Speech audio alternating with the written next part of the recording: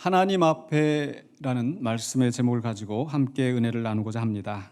오늘 봉독한 말씀 속에서 20절에서 베세메스 사람들이 말하기를 이 거룩하신 하나님 여호와 앞에 누가 능히 서리요. 바로 그 말씀에서 제목을 따왔습니다.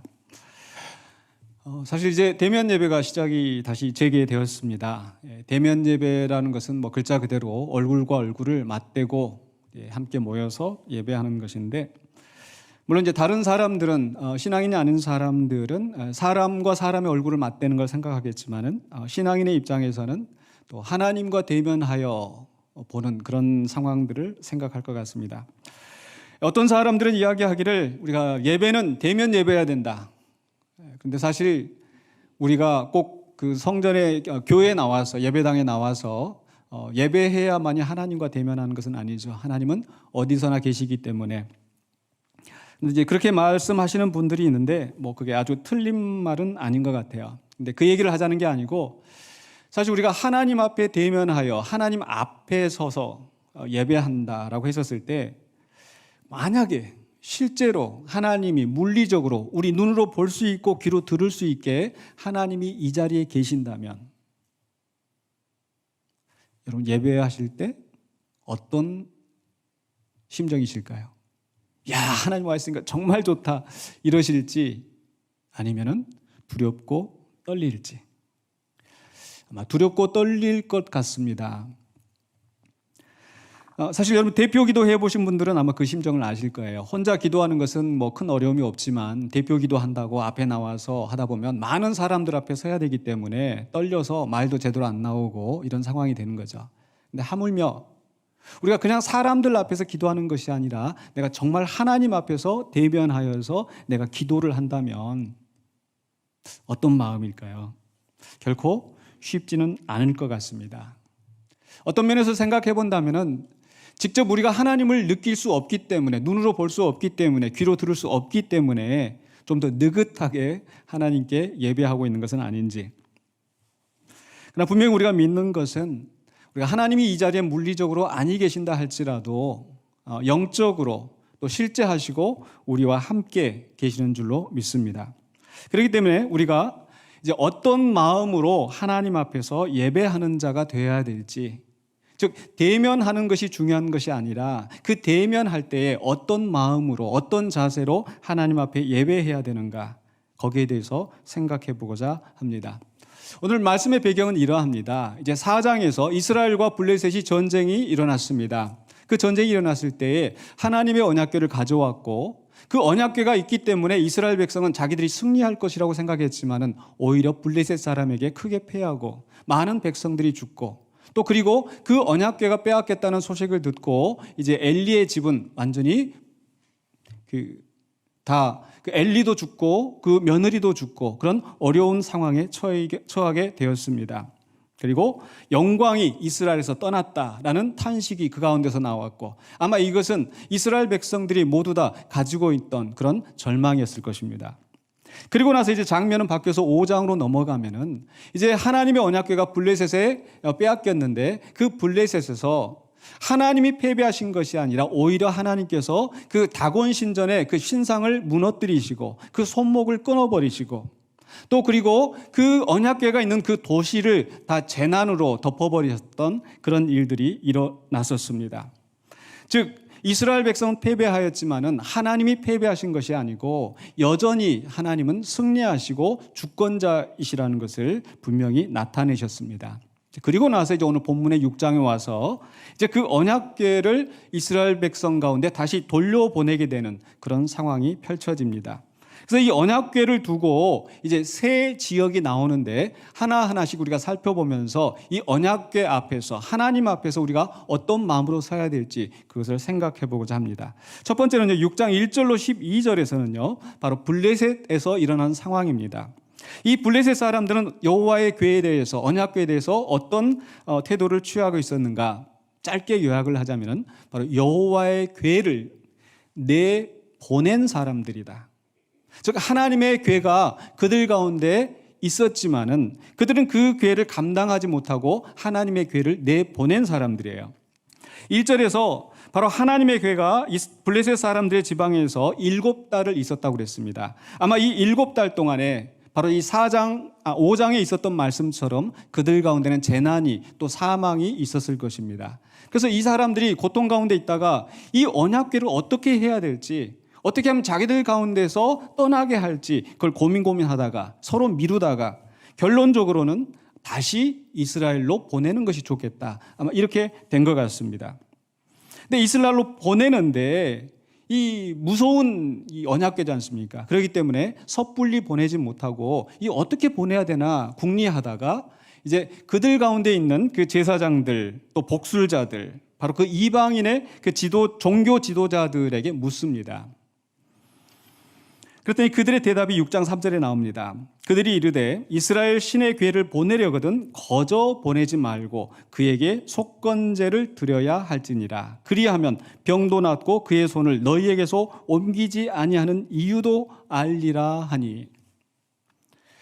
마치 그 병이 나고 재난이 있었을 때 무당이 푸닥거리 하는 것처럼 그 블레셋 사람들은 바로 이 이스라엘 신을 돌려보낼 때 그냥 돌려보내면은 여전히 노여워하면서 우리 가운데 재앙이 있을 것이다. 그렇기 때문에 거기에 마땅한 이 제물을 보내야 된다, 드려야 된다. 이렇게 이야기를 하는 거죠. 속건제라는 것은 바로 그 잘못을 시인하고 고백하는 그런 의미가 들어 있습니다. 그리고 그 하나님 앞에 보상하는 그런 의미도 들어 있죠. 그런데 이렇게 제물을 드려서 속건제를 드린다고 해서 하나님께서 받으실까? 그러지는 않으셨겠죠. 그러나 적어도 이 장면 속에서 우리는 하나님이 빈손으로 오지 아니하시고, 즉 하나님께서 영광스럽게 귀환하시는, 마치 개선장군처럼 전리품을 획득하여서 귀환하시는 그런 모습으로 나타나십니다. 마치 출애굽 상황을 생각해 볼 수 있겠죠. 이스라엘 백성들이 애굽에서 노예로 고생하다가 애굽에서 나오게 될 때는 그저 빈몸으로 도망쳐 나오는 것이 아니라 그들에게서 금과 은 폐물을 가져서 당당하게 나오게 되는 거죠. 바로 하나님의 백성의 승리하는 모습을 보여주는 것처럼 이제 언약궤가 이스라엘로 돌아올 때에 그저 이 블레셋 사람들이 아이고 우리에게 재앙을 일으키는 이 애물단지를 빨리 치워버려야겠다, 그런 모습으로 쫓겨나는 것이 아니라 오히려 그 블레셋 사람에게서 속건제를 받아서 당당하게 귀환하시는 모습으로 나타나는 거죠. 자, 그래서 4절에 계속 이어서 그들이 이렇게 이야기합니다. 무엇으로 그에게 드릴 속건제를 삼을까? 그럼 속건제물을 드릴 때 어떤 것으로 드려야 될까? 그 종교 지도자들이 이야기합니다. 블레셋 사람의 방백의 수요대로 금독종 5과 금쥐 5마리라야 하리니. 금으로 독종과 쥐를 만들었어요. 그렇게 하는 이유는 바로 그들의 이 병의 원인이 되는 쥐, 이것을 만들어 가지고 그 여호와의 궤와 함께 보내는 거죠. 뭐 쉬운 편으로 하자면 뭐 액땜을 한다고 할까요? 그래서 이렇게 그 병이 있는 그 근원들을 함께 딸려 보냄으로써 자기들은 재앙을 면하게 될 것이다, 이렇게 생각을 하는 거죠. 왜 그럼 5마리, 5 독종을 만들게 했는가? 그것은 블레셋의 방백의 수요대로 이렇게 이야기를 하죠. 그건 블레셋에 이제 5 그 성읍이 있었습니다. 5 도시가 있었기 때문에 이제 모든 도시를 대표하여서, 즉 온 블레셋 사람들이 하나님 앞에 굴복하는 그런 형상이 되는 겁니다. 자, 이렇게 5 금독종과 금쥐를 만들어서 보내는데 그들의 마음의 동기가 6장 5절에 설명이 되어집니다. 6장 5절 한번 보실까요? 그러므로 너희는 너희의 독한 종기의 형상과 땅을 해롭게 하는 쥐의 형상을 만들어 이스라엘 신께 영광을 돌리라. 그가 혹 그의 손을 너희와 너희의 신들과 너희 땅에서 가볍게 하실까 하노라. 지금 이 사람들이 하나님 앞에 속건 제물을 드리면서 하는 얘기가 이스라엘의 신께 영광을 돌리라라고 이야기를 하죠. 그런데 과연 이러한 방식으로 이 사람들이 그 제물을 드린다고 해서 하나님께서 영광을 받으실까요? 그렇지 않겠죠. 왜냐하면 하나님은 분명히 십계명 가운데서 말씀하시기를 무슨 형상을 만들지 말라, 그 형상에 뭐가 있는 것처럼 그 형상을 섬기지 말라라고 하셨잖아요. 분명히 이것은 하나님의 말씀에 어긋난 것입니다. 그러나 이 블레셋 사람들은 자기들의 신앙 양식대로 자기들의 종교적인 습관을 따라서 그저 하나님 앞에 이렇게 제물을 바치면 하나님이 영광을 받으실 것이다. 그러나 그것은 하나님 앞에 영광이 되는 것은 아닙니다. 또한 이들이 이 제물을 바치는 목적이 무엇입니까? 정말 하나님의 영광을 위한 것입니까? 아니죠. 이렇게 해서 제물을 바치면 우리 재앙이 우리에게서 떠날 것이다. 즉 재앙을 면하기 위해서 입으로는 영광을 이야기하지만 하나님께 영광을 이야기하지만 결국 자기 욕심을 채워가는 그런 이기적인 동기에서 그리고 하나님이 원하시는 방법이 아닌 자기들이 원하는 방법으로 자기들이 생각하는 방법으로 하나님께 예배하는 겁니다. 그들에게는 언약궤가 있었습니다. 그 언약궤 앞에 제사를 합니다. 제물을 드립니다. 그러나 하나님이 원하시는 방법이 아닌 하나님을 영화롭게 하는 방법이 아닌 그런 제물을 드리는 거죠. 그러면서 이 사람들이 또 이제 그 언약궤를 그러면 이제 이 제물과 함께 어떻게 보낼 것인가 궁리를 하면서 이제 새 수레를 만들어서 거기에 암소 2마리로 이 수레를 끌게 하자. 그러면서 하는 얘기가 이 암소의 그 젖나는 암소라고 했으니까 이제 새끼를 막 낳았는데 그 새끼는 집에다 가두고 2마리 암소가 이 수레를 끌게 하자. 그렇게 하는 이유가 뭡니까? 6장 9절에 나오죠. 보고 있다가 만일 괴가 그 본지역 길로 올라가서 베세메스로 가면 이 큰 재앙은 그가 우리에게 내린 것이요 그렇지 아니하면 우리를 친 것이 그의 손이 아니요 우연히 당한 것인 줄 알리라 하니라. 그러니까 지금 굳이 암소 2마리를 젖나는 암소를 세운 이유가 뭐냐면 그러니까 이 암소들은 새끼를 잊지 못해서 돌아서려고 하는 본능이 있지 않겠습니까? 그런데 그 본능을 거스리고 직진하여서 베세메스로 가면은 이건 하나님이 그 이스라엘의 신이 하는 거구나. 만약에 그렇지 않으면은 우연히 일어난 것이구나. 이 말씀 속에서 결국 이 블레셋 사람들은 그 마지막 순간까지 이제 점을 치고 있는 거예요. 과연 이게 하나님 하는 일일까? 그렇지 않은 일일까? 즉 하나님에 대한 온전한 신앙 고백 가운데서 예배하는 것이 아니라 불확실한 상황 속에서 그저 자기들의 이기적인 욕심 때문에 그 제물을 드리고 있는 겁니다. 그런데 하나님께서 결국 이 이야기를 보면은 그 암소들이 뒤돌아서지 않고 좌로나 우로나 치우치지 않고 직진해서 가게 하셨어요. 그렇게 하신 이유가 뭐겠습니까? 하나님께서 그들의 제물을 받으셔서 하나님께서 그들의 마음에 감동이 되셔서 아니요. 하나님은 바로 하나님께서 블레셋을 치시고 승리하신 분이라는 것을 그 블레셋 사람들 앞에서 또 이스라엘 앞에서 당당하게 드러내시기 위하여서 그 암소들을 주장하셔서 그 길을 곧바로 가게 만드신 거죠. 하나님의 역사임을 나타내게 하셨습니다. 그러나 블레셋 사람들은 바로 그 일로 인해서 그들이 하나님 앞에 온전한 예배를 드렸다고 할 수는 없을 것입니다. 그리고 그들은 하나님을 그저 내보내는 하나님을 기피하는 그러한 사람들이었습니다. 두 번째로요, 이제 13절로 21절에 가면은요, 그 언약궤가 이제 베세메스에 도착하게 됩니다.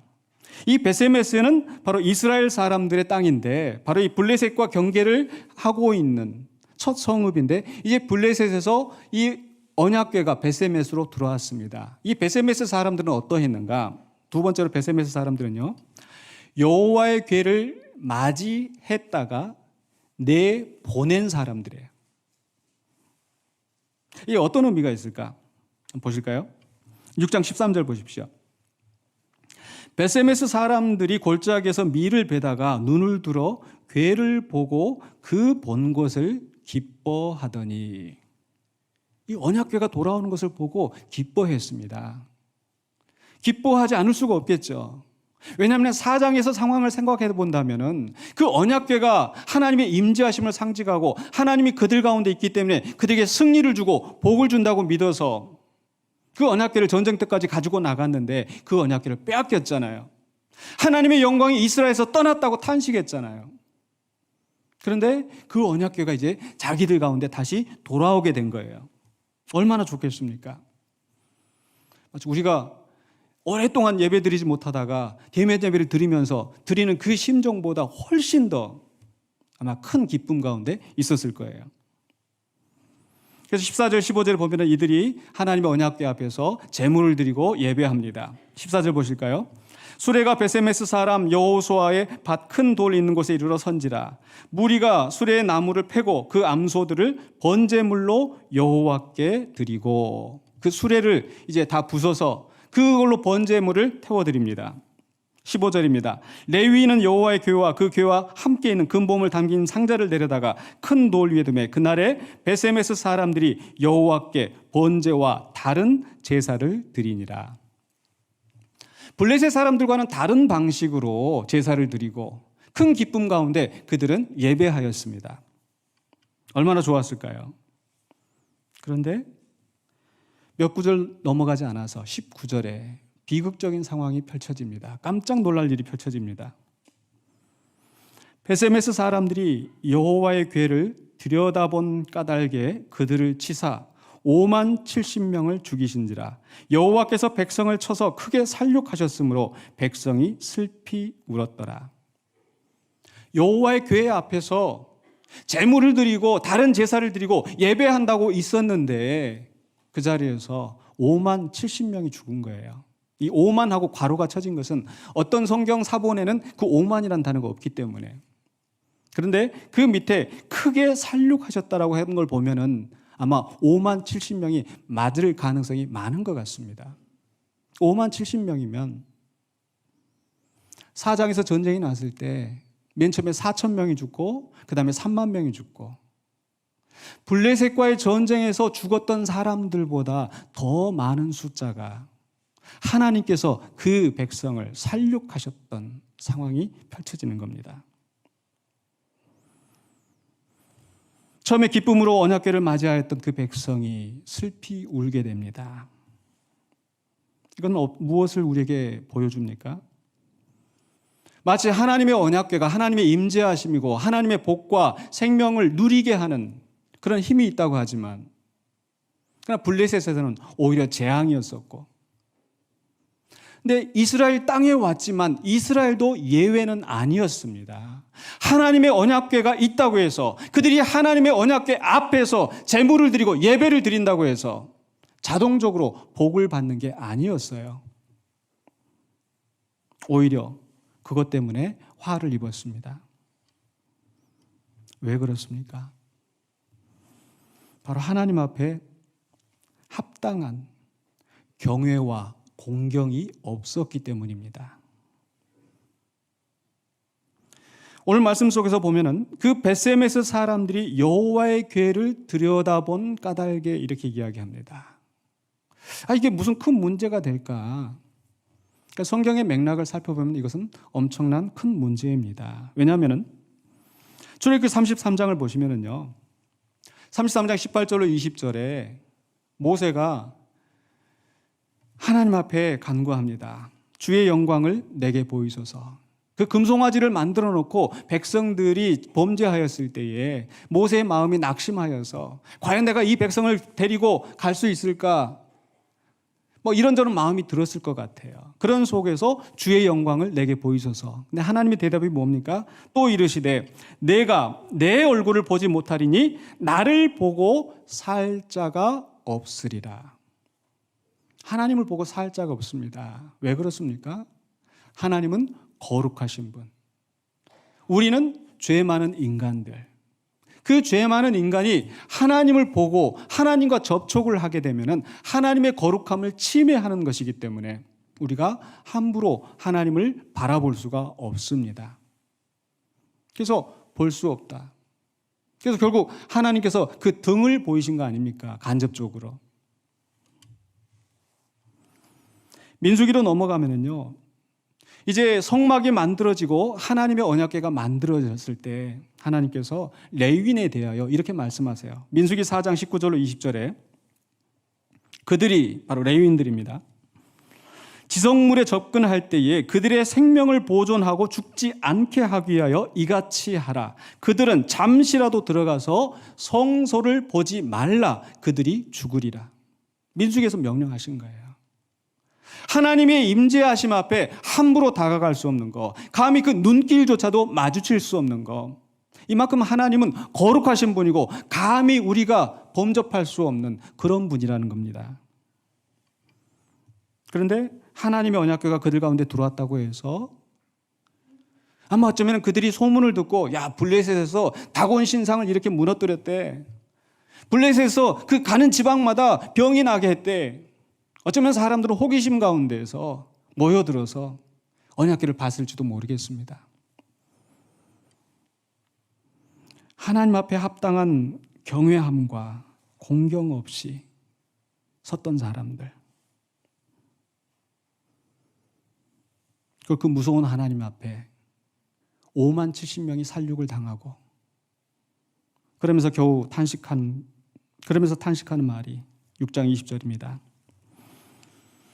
베세메스 사람들이 이르되 이 거룩하신 하나님 여호와 앞에 누가 능히 서리요. 그제서야 하나님이 무서운 걸 알게 되는 거예요. 그러면서 그 다음에 하는 얘기 무엇입니까? 그를 우리에게서 누구에게로 올라가시게 할까 하고 내보낼 생각을 하게 되는 거죠. 블레셋 사람들과 다름없습니다. 자기들 가운데 재앙이 일어나니까 그저 밀어내는 생각밖에 없는 거죠. 처음에는 기쁨으로 맞이했습니다.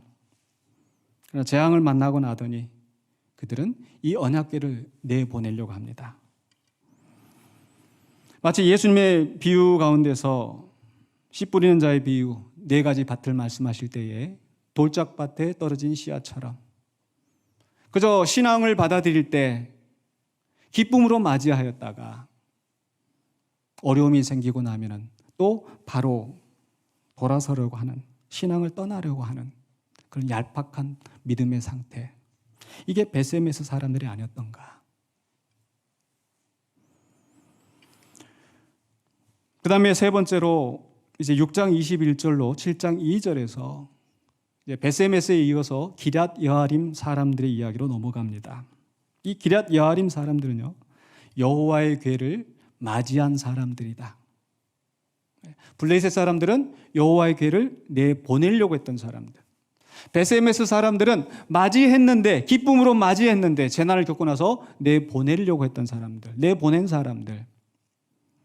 기럇 여아림 사람들은 여호와의 궤를 맞이했어요. 21절 보실까요? 전령들을 기럇 여아림 주민에게 보내어 이르되 블레셋 사람들이 여호와의 궤를 도로 가져왔으니 너희는 내려와서 그것을 너희에게로 옮겨가라. 기럇 여아림 사람들도 아마 그 소문을, 블레셋에서 무슨 일이 있었는지 소문을 들었겠죠. 또 베세메스 사람들 가운데서 무슨 일, 5만 70명이 죽었는데 이 사람들도 소문을 듣지 않았겠습니까? 그런데 이 오늘 기사의 마지막은 결국 그 기럇 여아림으로 들어가서 20년 동안, 또 더 나아가서는 이제 사무엘하 6장에 가보면은요, 다윗 때에 가서 바로 이 기럇 여아림에서 그 언약궤를 가져다가 예루살렘으로 옮겨갑니다. 그러니까 그때가 될 때까지 이 언약궤는 기럇 여아림에 머물러 있었던 겁니다. 여기서 저는 바로 이 여호와의 궤 앞에서 그들이 어떠한 태도를 취하였는지 그 말씀을 살펴보면서 하나님 앞에 대면하여 예배하는 자의 바른 태도를 생각해 보고자 합니다. 첫 번째로는요,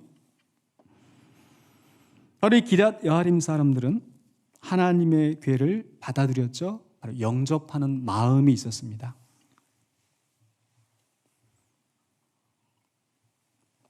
사람들은 재앙을 겪으면서 하나님의 궤를 피하려고 하고 그저 하나님의 궤를 이용할 생각밖에 없었지만은, 그러나 이들은 하나님의 궤를 받아들였어요. 영접했어요. 7장 1절에 보시면요, 기럇 여아림 사람들이 와서 여호와의 궤를 옮겨 산에 사는 아비나답의 집에 들여놓고. 이 사람들이라고 왜 두려움이 없었겠어요? 이 사람들이라고 왜 무섭지 않았겠습니까? 그런데 이들은 그 하나님의 언약궤를 기꺼이 가져왔던 것 같아요. 왜 그랬을까요? 바로 이들은 바로 하나님이 복과 생명의 근원이 되신다라는 분명한 믿음이 있었기 때문에, 이 언약궤를 가져오는 것이 바로 하나님의 임재하심을, 하나님을 가까이 하는 그 복이라는 것을 알았기 때문에 그렇게 하지 않았을까요? 그런 언약궤를 모셨습니다. 영접했습니다. 오늘 이 말씀을 통해서 우리가 배워야 될 교훈은 무엇이겠습니까? 우리가 언약궤를 가져오는 건 아니죠. 그러나 반대로 우리는 하나님의 임재하심이 있는 예배의 자리에 나아가는 자가 되어야 될 줄로 믿습니다. 꼭 교회당에 모여서가 아니라 하더라도, 내가 집에서 온라인으로 예배를 드린다 할지라도, 내가 지금 예배하는 그 자리가 하나님 앞에 서서 하나님께 영광을 돌리는 자리라는 걸 믿으시고 하나님 앞에 예배하는 자가 되시기를 주의 이름으로 축원합니다. 그래서 히브리서 10장 25절에 이렇게 말씀합니다. 모이기를 피하는 어떤 사람들의 습관과 같이 하지 말고 오직 권하여 그날이 가까움을 볼수록 더욱 그리하자. 성도들에게 주는 말씀, 함께 모여 예배하라고 말씀하십니다. 그래서 실제로 사도행전 2장 46절에 초대교회의 모습은 날마다 마음을 같이하여 성전에 모이기를 힘쓰고 집에서 떡을 떼며 기쁨과 순전한 마음으로 음식을 먹고, 성전에 모여서 그들은 하나님 앞에 예배하였습니다. 오늘 이제 이 시대는 달라져서 우리가 성전은 있지 아니합니다. 이것은 교회당이고 예배당 건물인 거죠. 근데 어디서나 그 예배하는 자리에서, 마치 요한복음 4장에서 예수님과 그 수가성의 여인이 대화 속에서 나타나는 것처럼, 그 수가성 여인들, 그 당시 사람들이 가지고 있는 생각은 예루살렘 성전에서 예배를 드려야 되는가, 그리심 산에서 예배를 드려야 되는가, 성전을 가지고 이야기하지만 예수님은 그 말씀하시지 거기에 대해서 뭐라고 대답하십니까? 이 산에서도 말고 저 산에서도 말고 아버지께 영과 진정으로 예배할 때가 오나니 곧 이때라. 장소가 아닙니다. 영과 진정으로 하나님 앞에 직접 대면하여 예배드리는 때가 된 줄로 믿습니다. 그렇기 때문에 우리가 반드시 교회당에 모여서 있어야만 예배가 되는 것이 아니고, 본질적으로 중요한 것, 바로 하나님 앞에 서서 하나님께 예배하는 자가 되어야 될 줄로 믿습니다. 이렇게 주님을 영접하시는 저와 여러분 되시길 주님 축원합니다. 두 번째입니다. 첫 번째는 영접하는 마음, 예배하는 자리에 나아가는 마음이 있어야 되는데, 두 번째는 경외하는 마음이 있어야 돼요. 경외하는 마음. 블레셋 사람들도 언약궤가 그들 가운데 있었습니다. 그러나 그들 가운데 경외하는 마음이 있었습니까? 없었어요. 베세메스 사람들이 언약궤가 있었습니다. 그 앞에 대면하여서 제물을 드렸습니다. 그러나 왜 그들 가운데 재앙이 있었습니까? 경외함이 없었어요. 근데 기럇 여아림 사람들은 어떻게 했어요? 7장 1절 하반부에서 그의 아들 엘리야사를 거룩하게 구별하여, 그러니까 이 언약궤를 산에 있는 자기 집, 그냥 사람들이 있는 곳에 두지 않고 사람들이 함부로 범접할 수 없는 산에 두고, 그리고 그 엘리야사를 거룩하게 구별하여서 여호와의 궤를 지키게 하였더라. 하나님의 초월하심, 하나님의 거룩하심이 침범당하지 않도록 제사장을 세워서 지키게 한 거죠. 그래서 궤가 기럇 여아림에 들어간 날부터 20년 동안 오래 있은지라. 20년만 있었던 게 아니고, 지금 이 저자가 이 역사를 쓰는 이 순간에 이제 그 다음에 7장에 넘어가면 이제 사무엘 이야기가 나오거든요. 그때까지도 멀쩡하게 잘 있었다라는 그 이야기를 하는 겁니다. 결국 이 베세메스와 기럇 여아림의 차이는 무엇입니까? 똑같이 이스라엘 백성이고 택하신 백성이고 하나님 앞에 예배를 드리는데, 하나님 앞에 제물을 드리는데 그 마음에 경외함이 있는가 없는가, 하나님께 합당한 경외와 공경을 드리는가 드리지 않는가, 그 차이입니다. 20년 동안 오래 있었다고 했는데 그냥 있는 것이 아니고, 아마 틀림없이 기럇 여아림 사람들은 복을 누렸을 것 같아요. 뭘 보면 알 수가 있습니까? 사무엘하 6장 11절에 보면은요, 여호와의 궤가 가드 사람 오벳 에돔의 집에 석 달을 있었는데 여호와께서 오벳 에돔과 그의 온 집에 복을 주시니라. 하나님 언약궤를 모시고 하나님 앞에 경외함으로 바르게 섬기는 그 기럇 여아림 사람들을 하나님께서 복 주신 줄로 믿습니다. 블레셋 사람들은 재앙을 피하기 위해서 그저 이방 종교에서 하는 그런 방식 그대로 제물을 드렸습니다. 하나님 앞에 대면하여서 예배하였지만은 그 예배는 온전한 예배가 아니었었고, 베세메스 사람들은 자기들이 배운 그 율법을 따라서 제사를 하긴 하였지만은, 그러나 하나님이 금하신 하나님의 거룩을 훼손하는 방식으로 그 예배 자리에 섰다가 오히려 그것이 그들에게 화가 되었습니다. 종교적인 활동 자체가 복을 보장하는 것은 아닙니다. 여러분이 예배 자리에 나왔다고 해서 그저 하나님이 복을 주신 것이 아니라, 그저 대면하여서 예배하였다고 해서 하나님께서 복을 주시는 것이 아니라, 어떤 마음과 어떠한 태도로 하나님 앞에 나아가느냐, 그게 중요한 줄로 믿습니다. 그렇기 때문에 우리는 하나님 앞에 경외함으로 온전히 예배하는 자가 되기를 원합니다.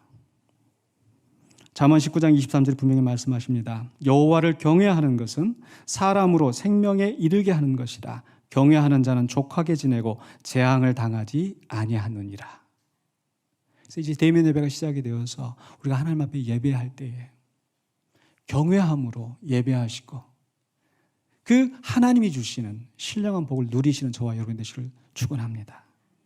시편 34편 9절로 10절에도 분명히 말씀합니다. 너희 성도들아 여호와를 경외하라. 그를 경외하는 자에게는 부족함이 없도다. 젊은 사자는 궁핍하여 줄일지라도 여호와를 찾는 자는 모든 좋은 곳에 부족함이 없으리로다. 아멘. 하나님 앞에 온전한 예배를 드리는 자에게 하나님께서 복을 주십니다. 그런데 이것은 분명히 기복신앙과는 구별이 되어집니다. 기복신앙은 예배가 수단이에요. 복을 받는 것이 목적이에요. 재앙을 피하는 것이 목적이에요. 그러나 우리는 우리의 예배하는 목적은 뭐예요? 진실로 하나님께 영광을 드리는 것이고, 또 시편 73편 28절에 있는 것처럼 하나님께 가까이 함이 내게 복이라.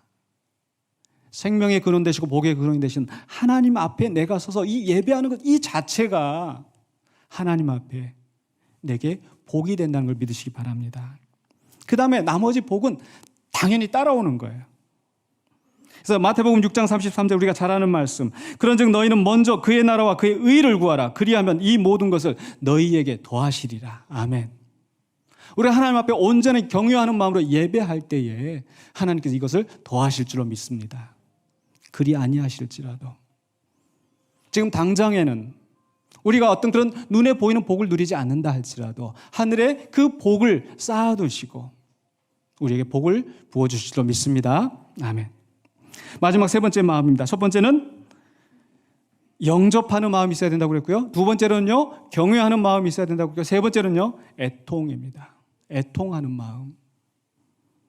7장 2절 하반부에 보시면요, 기럇 여아림에 들어간 날부터 20년 동안 오래 있은지라 한 다음에 그 다음에 이스라엘 온 족속이 여호와를 사모하니라 이렇게 말씀했어요. 여호와를 사모한다. 이 사모한다라는 단어가 사실 이 한글 번역이 조금 맞지 않는 것 같아요. 왜냐하면 여기에 쓰이는 그 히브리어가 나하라는 단어는 사실 울다, 애곡하다, 통곡하다 그런 뜻이거든요. 그래서 다른 영어 성경에 보면 lamented after the Lord. 그러니까 이 히브리어 원어를 그대로 가깝게 번역하는 거예요. 애곡하였더라. 온 이스라엘이 여호와를 생각하면서 애곡하였더라. 이걸 좀 현대인의 성경은 좀 더 히브리어 원문에 가깝게 번역을 했는데 현대인 성경 사무엘상 7장 2절에 보시면 이렇게 되어 있어요. 여호와의 궤가 기럇 여아림에 들어간 지 20년이 되었고 그동안의 모든 이스라엘 사람들은 슬퍼하며 여호와를 찾았다.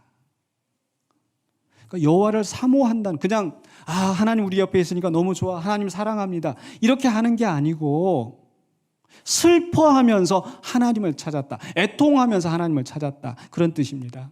마치 어린아이가 엄마를 잃고 나서 엉엉 울면서 엄마 어디 있어? 엄마 빨리 와 하는 그런 심정으로 이스라엘 백성들이 하나님을 찾았단 말이에요. 울면서. 왜 그렇겠어요? 하나님의 영광이 떠나고 나서 그들은 정말 하나님 없이는 그들이 아무것도 아니란 존재라는 걸 깨닫고 자신들의 잘못을 뉘우치면서 하나님을 간절히 찾았던 거죠. 물론 기럇 여아림 사람만 그런 것이 아니라 온 이스라엘이 바로 기럇 여아림의 여호와의 언약궤가 들어간 날부터 온 이스라엘이 슬퍼하면서 자신들의 죄를 자복하고 하나님을 찾았습니다. 바로 이게 진실한 예배자의 모습이 아니겠습니까? 하나님 앞에 어떻게 설 것인가? 사실 하나님은 거룩하고 감히 우리가 범접할 수 없는 그런 분입니다. 우리 자신을 생각하면 더럽고 추악해서 더군다나 하나님 앞에 가까이 나아갈 때 우리의 추악한 모습들이 더 선명하게 드러날 수밖에 없죠. 그럴 때 그 죄를 보면서 하나님을 피하는 것이 아니라 내가 이 하나님 없이는 살 수가 없는데 내가 이 하나님을 떠나가면 더 죄의 깊은 잠에 빠질 터인데 그럼 어떻게 해야 되겠어요? 죄를 자복하고 애통하고 통곡하면서 하나님을 붙잡고 하나님 앞에 나가야 되지 않겠습니까? 바로 그게 하나님께서 원하시는 예배자의 모습인 줄로 믿습니다. 시편 51편 17절에 분명히 말씀하십니다. 하나님께서 구하시는 제사는 상한 심령이라. 하나님이여 상하고 통회하는 마음을 주께서 멸시하지 아니하시리이다.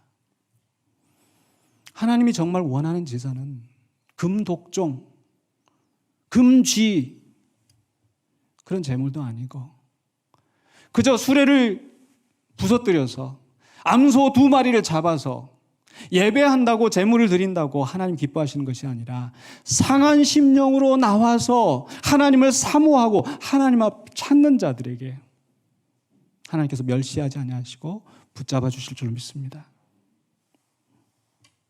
그렇기 때문에 우리는 대면 예배를 하면서 과연 내가 하나님 앞에 어떤 모습으로 나아갈까? 내가 지금 이 현장에서 있는 것이 중요한 것이 아니라 정말 내 마음의 중심에 어떤 마음으로 하나님 앞에 나아가는지. 예수님의 비유 가운데서 바리새인과 세리의 기도를 기억합니다. 바리새인은 이렇게 기도합니다. 하나님 감사합니다. 나는 11조도 하고 나는 안식일도 지키고 나는 하루에 몇 번씩 몇 시간씩 기도를 하고 나는 저 죄인들과 다릅니다. 그러나 멀리서 세리는 감히 얼굴을 들지 못하고 나는 죄인입니다. 하나님이 누구의 기도를 들으십니까?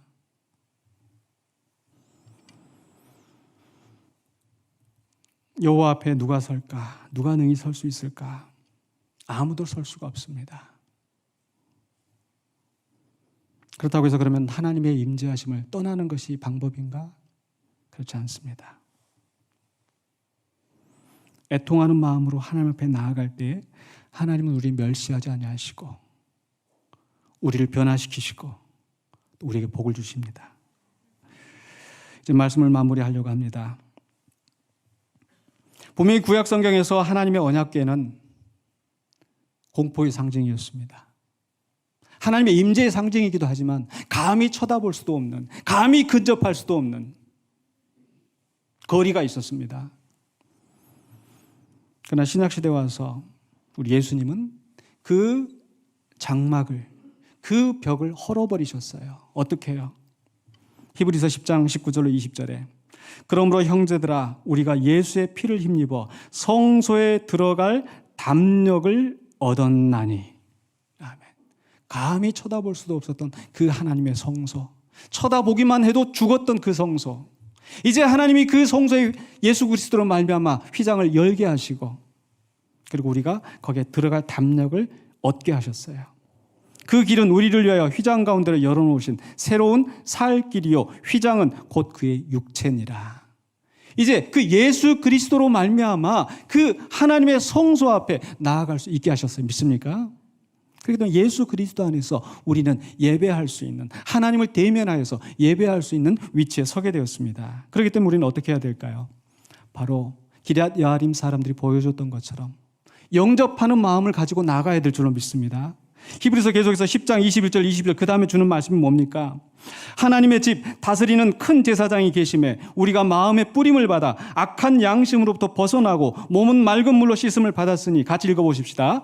참 마음과 온전한 믿음으로 하나님께 나아가자. 하나님께 나아가자. 네. 비대면 예배가 오래되다 보니까 그저 그냥 적당히 빠지고 적당히 집에서 예배 드리니까 느슨한 마음으로 예배를 피하고 예배를 멀리하는 사람이 아니라 하나님께 나아가시는, 영접하는 마음을 가지시길 주의 이름으로 축원합니다. 근데 나아갈 때 우리가 어떤 마음을 가지고 나아가야 돼요? 경외하는 마음, 하나님께 합당한 경외와 공경을 드려야 된다고 그랬죠. 히브리서 12장 28절로 29절입니다.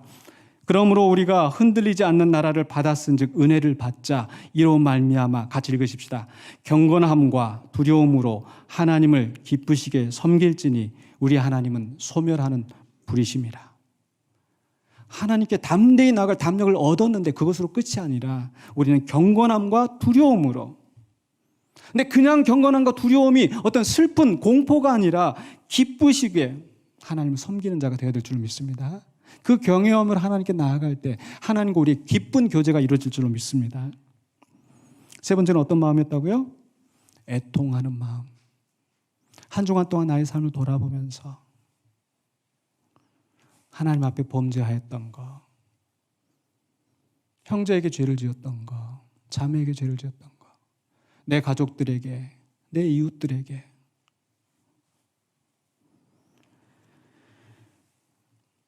그러한 죄를 돌아보고 자복하고 회개하며 하나님께 나아갈 때 하나님 우리를 맞이해 주실 줄로 믿습니다. 예수님께서도 이 땅에 오셔서 그럼 바리새인과 대제사장, 율법사 그런 사람들 가까이 하신 게 아니잖아요. 세리와 죄인들을 가까이 하시면서 그걸 비난하는 사람들에게 예수님 말씀하셨던 거, 병든 자에게라야 의원이 쓸 때가 있느니라. 바로 예수님은 잃어버린 자를 찾기 위하여 오셨다고 말씀하셨잖아요. 나는 의인입니다. 그런 사람이 아니라 정말 애통하는 마음으로 하나님 앞에 나오는 사람을, 우리 예수님이 세리와 죄인들을 맞아주시고 그들의 친구가 되어주셨던 것처럼 하나님 앞에 애통하는 심정으로 나와서 예배하는 심정들을 멸시하지 않으시고 받으실 겁니다. 그래서 잠언 28장 13절에 분명히 말씀합니다. 자기의 죄를 숨기는 자는 형통하지 못하나 죄를 자복하고 버리는 자는 불쌍히 여김을 받으리라. 요한일서 1장 9절에서도 만일 우리가 우리 죄를 자백하면 그는 미쁘시고 의로우사 우리 죄를 사하시며 우리를 모든 불의에서 깨끗하게 하실 것이요. 아멘. 그래서 영접하는 마음, 경외하는 마음, 애통하는 마음으로 하나님 앞에 서서 섬기시는 우리 모두가 되시기를 주의 이름으로 축원합니다. 기도하겠습니다. 사랑해 주하는 은혜를 감사합니다. 오늘 말씀을 통하여서 우리가 어떻게 하나님 앞에 대면하여 하나님 앞에 서서 예배해야 될지를 생각해 보았습니다.